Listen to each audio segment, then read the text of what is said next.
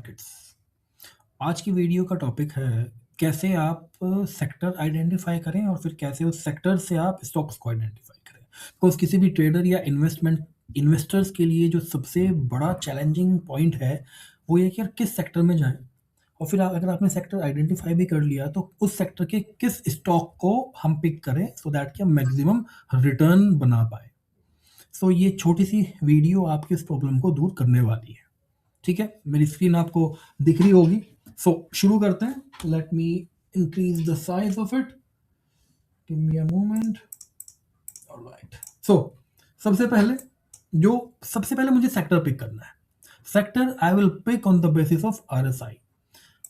जिस सेक्टर की RSI 60 के ऊपर होगी मंथली लेवल पे और वीकली लेवल पे, I will go with that sector. So this is only 2 parameters हमें यूज करने हैं सेक्टर आइडेंटिफाई करने में, और मैं आपको बैक टेस्टिंग के साथ दिखाऊंगा कि ये कितनी मैजिकली काम करना है। आपको कोई न्यूज़ नहीं देखनी, किसी से टिप नहीं लेनी, कोई भी एक्सटर्नल नॉइज को अपने अंदर नहीं लेके आना है। प्योर एनालिसिस के बेस पे आप अपना सेक्टर और स्टॉक्स आइडेंटिफाई कर सकते हो। ठीक है, सो वीकली मंथली RSI 60 के ऊपर मैंने अपना सेक्टर पकड़ लिया। ठीक है, अब उस सेक्टर में जो स्टॉक्स अपने इंडेक्स के इक्विवेलेंट चल रहे हैं, मीन्स अगर वीकली उनका भी 60 के ऊपर है, मंथली भी 60 के ऊपर है, सो आप उस स्टॉक को पकड़ लो। कुछ ऐसे स्टॉक्स होंगे जो इंडेक्स को आउट परफॉर्म कर रहे होंगे, आपको उन स्टॉक्स को पकड़ना है। Okay, let me write down also this now. How to choose stocks, इसको थोड़ा ऊपर कर लेते हैं।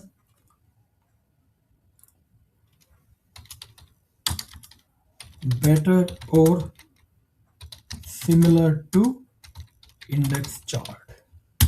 और ये मेरी केवल एजुकेशनल पर्पस की वीडियो है, मैं केवल आपको सिखाना चाहता हूँ कि बाय या सेल टिप नहीं है। ओके, सेबी का रूल है तो बोलना पड़ता है। ऑलराइट, सो भाई ये 4 लाइन का रूल है मेरा, और आप इसके बेस पे you can make a good profitable trader and profitable investor.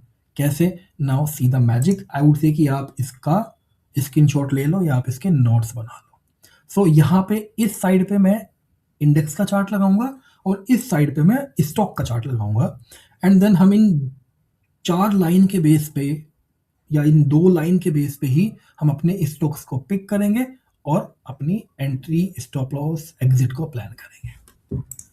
ठीक है, सो मैं सबसे पहले पिक करता हूँ माय फेवरेट, जिसमें मैं काफ़ी टाइम से ट्रेड कर रहा हूँ, that is PSU bank. Where it is, alright. So this is a PSU bank sector. ठीक है, इसके मंथली से शुरू करते हैं। इसका मंथली 25 में बात करेंगे क्योंकि पास की बात नहीं करेंगे। इसका मंथली 60 के ऊपर आपका मई में था, लेकिन तब मैं नहीं इस ट्रेड में था, मैं सितंबर से इसको पिक करा।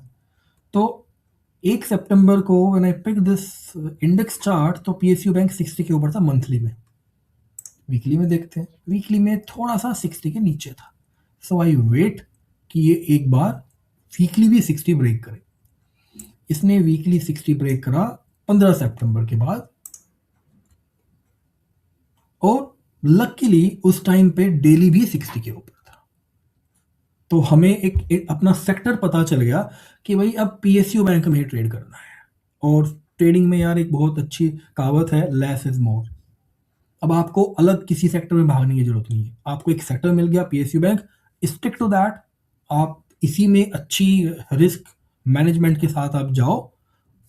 रैली तो आप देख ही रहे हो इसकी। ठीक है, अब हम इधर PSU बैंक्स के स्टॉक्स आइडेंटिफाई करते हैं उसी रूल के साथ जो मैंने अभी आपको बताया। इंडियन बैंक देखते हैं, ये मेरी 15 सितंबर की कैंडल है। ये 10 सितंबर को ही इसने डेली RSI 60 ब्रेक कर दिया था। वीकली देख लेते हैं, ऑलरेडी 60 के ऊपर है, ऑलरेडी 60 के ऊपर। सो मेरा पहला ट्रेड किस में बैठता है? इंडियन बैंक में। क्यों? क्योंकि as per the rule Indian bank is outperforming PSU bank index. Simple rule, तीनों RSI 60 के ऊपर। अब आप अपना ट्रेड, जो भी आपका ट्रेड स्ट्रैटेजी है, प्लान है, उसके हिसाब से आप अपनी entry, exit, stop loss plan कर सकते हो। I am telling you how to identify sector and stock. तो PSU बैंक से मुझे मिला इंडियन बैंक, मैंने इसमें एंट्री कर ली, ठीक है, मतलब सिंबॉलिकली। अब हम आते हैं SBI bank. SBI bank somewhere 16 सितंबर को डेली में 60 के ऊपर था, वीकली में 60 के ऊपर था, मंथली में 60 के ऊपर था। Number 2 stock. इजी है ना, बस बस आपको एग्जीक्यूट करना है। आपने आइडेंटिफाई कर लिया, लेकिन जब नेक्स्ट डे प्राइस उस लेवल पे पहुंचे जहां आपको, आपने अपनी एंट्री प्लान करी है, you should be in the trade. क्योंकि यार सारा गेम एग्जीक्यूशन का है। एनालिस्ट तो बहुत है दुनिया में, एनालिस्ट तो आपको चैट जीपीटी भी दे देगा करके, ना कि ये स्टॉक ले लो, ये ले लो, यहाँ पे एंट्री कर लो, यहाँ पे स्टॉप लॉस लगा लो। Your main thing is the execution. अगर आप एग्जीक्यूशन नहीं कर पा रहे हो, एनालिसिस करते रहो, इट वोंट पे you anything. So Indian bank हो गया, SBI बैंक हो गया, bank of Baroda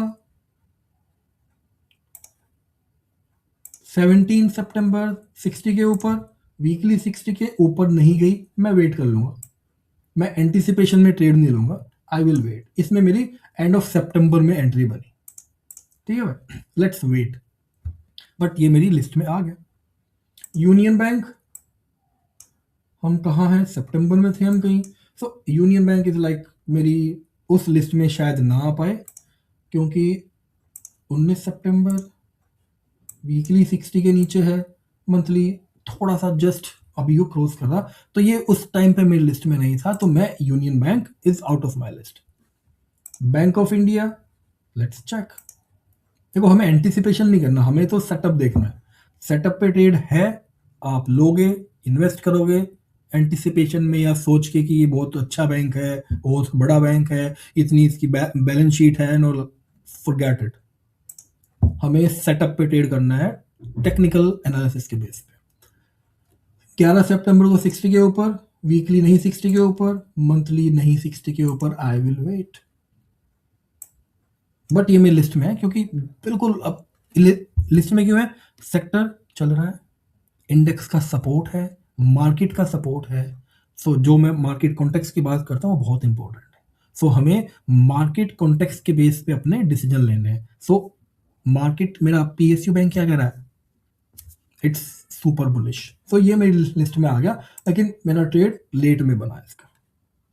Canara bank, my God, beautiful chart, can you believe that. I mean 16 सितंबर को 60 के ऊपर, 60 के ऊपर, मंथली 60 के ऊपर, no brainer. Canara bank and then PNB bank को देख लेते हैं। PNB बैंक यहाँ 60 के ऊपर। सो सितंबर से, मिड ऑफ सितंबर से एंड दिसंबर के शुरू तक आपको कोई और चार्ट या कोई और इंडेक्स देखने की जरूरत नहीं है, नहीं थी, अगर आपने ट्रेड किया होगा इसमें। केवल PSU बैंक में अगर आपकी जितनी कैपिटल है, जिस तरीके से भी आप ट्रेड करते हो, option, future, cash, your primary focus should be PSU bank.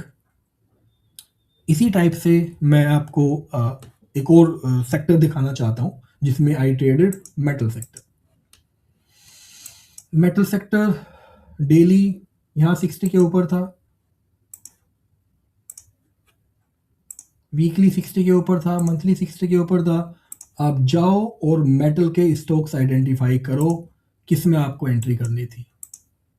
VDL, national aluminium, Hind copper, Hind zinc, Tata steel. और ये सेक्टर भी मेरा लगभग तभी से चल रहा है, लगभग कब 60 के ऊपर आया था मेरा, दिसंबर से चल रहा है, मिड ऑफ दिसंबर। और कुछ स्टॉक्स तो मेरे बहुत पहले से आउट परफॉर्म कर रहे हैं सेक्टर को, जैसे ये नवंबर से चल रहा है। तो नवंबर एंड होते होते अगर आपका PSU बैंक खत्म हो गया, तो आपको कौन सा सेक्टर मिल गया, मेटल। कैसे मिला, RSI के बेस पे, मंथली 60 के ऊपर, ओके, वीकली 60 के ऊपर, अब डेली अगर मेरे को 40 पे मिल जाए या 60 पे मिल जाए, चेरी ऑन द केक। चुपचाप फोकस्ड होके अपने स्टॉक्स आइडेंटिफाई करो। स्टॉक्स आइडेंटिफाई करने का तरीका वही है विच आई एम टेलिंग यू, या तो वो उसका चार्ट आपके इंडेक्स के चार्ट के इक्वल हो या उससे बेटर हो, दैट इज इट। इतना ही आसान है सेक्टर आइडेंटिफाई करना, स्टॉक्स आइडेंटिफाई करना केवल आरएसआई के बेस पे। आप इसको बैक टेस्ट करो and you feel like wow it's so easy. ना आपको किसी से टिप लेनी है, ना कोई न्यूज़ देखनी है, ना कोई भी न्यूज़ चैनल पे जाना है, ना कोई एक्स टेलीग्राम पे जाना है। सिंपल यहाँ पे जाओ, चार्ट देखो, अपनी एंट्री स्टॉप लॉस आइडेंटिफाई करो and enjoy the ride. Thank you so much. उम्मीद करता हूँ इससे आपको बहुत हेल्प मिलेगी, और अगर एक बार में समझ नहीं आ रहा तो इस वीडियो को आप बार बार देखो। You will understand how to cherry pick your sector and stocks. Thank you so much. Please like my channel, subscribe my channel and share this video for the maximum views. Thank you so much guys. फिर मिलते हैं ऐसी ही आसान और magical videos के साथ। Thank you.